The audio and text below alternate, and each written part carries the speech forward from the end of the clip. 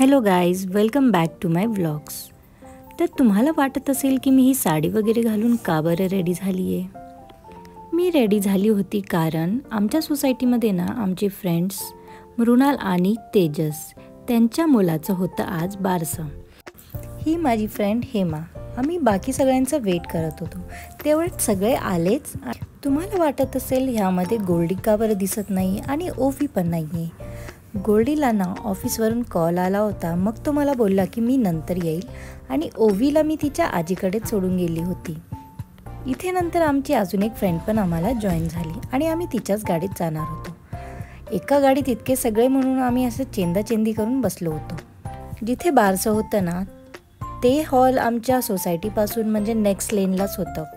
मग मुलं पायी पायी येत होती, आम्ही निकिताच्या कारमध्ये आलो आणि इथे असं एक वेलकमवाला बोर्ड लिहिला होता आणि हॉलचं नाव होतं सोहम बँक्वेट्स।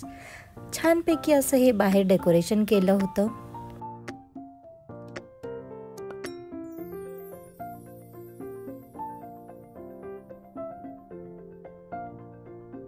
आपली मंडळी इथे बसली होती। मग मी म्हटलं अजून कोणी आलेलं नाही आहे, तर तोपर्यंत तुम्हाला हे दाखवून देऊ की डेकोरेशन वगैरे कसं केलं होतं। आणि ही आहे मृणाल आणि हा क्यूटी पाई ज्याचं बारसं होतं।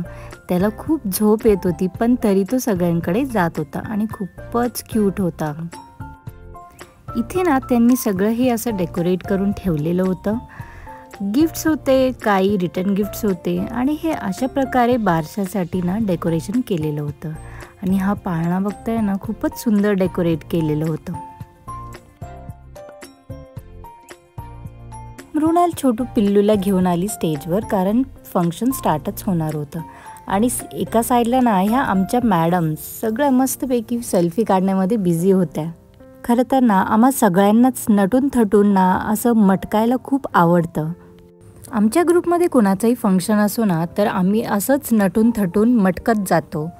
त्यानंतर मग आले स्टार्टर्स, चीज बॉल्स आणि पनीर होतं। सगळं खूपच टेस्टी होतं। बारशाचा कार्यक्रम सुरू झाला दुसरीकडे आणि आत्या लोकांना हे बाळाला असं खालून वरून देत होते।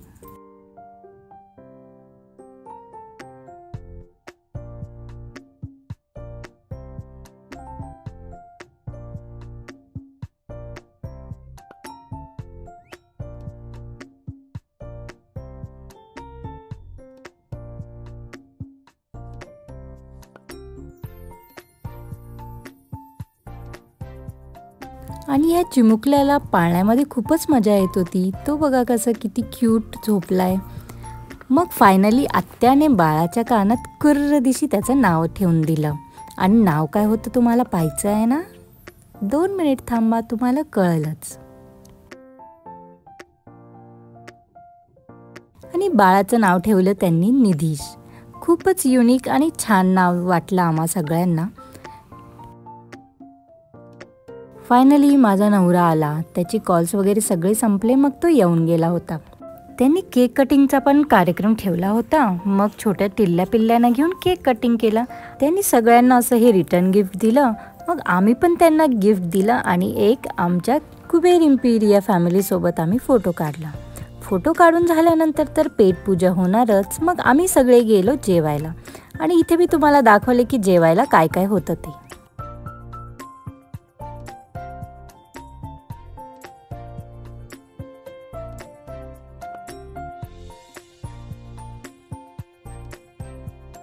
आणि डेझर्टमध्ये होतं शाही तुकडा, आईस्क्रीम आणि केक। सगळं आवरून झाल्यावर आम्ही निघालो आपापल्या घरी। तर मग माझे व्लॉग्स तुम्हाला आवडत असतील तर काय करायचं आहे सांगा बघू? Like, share, subscribe.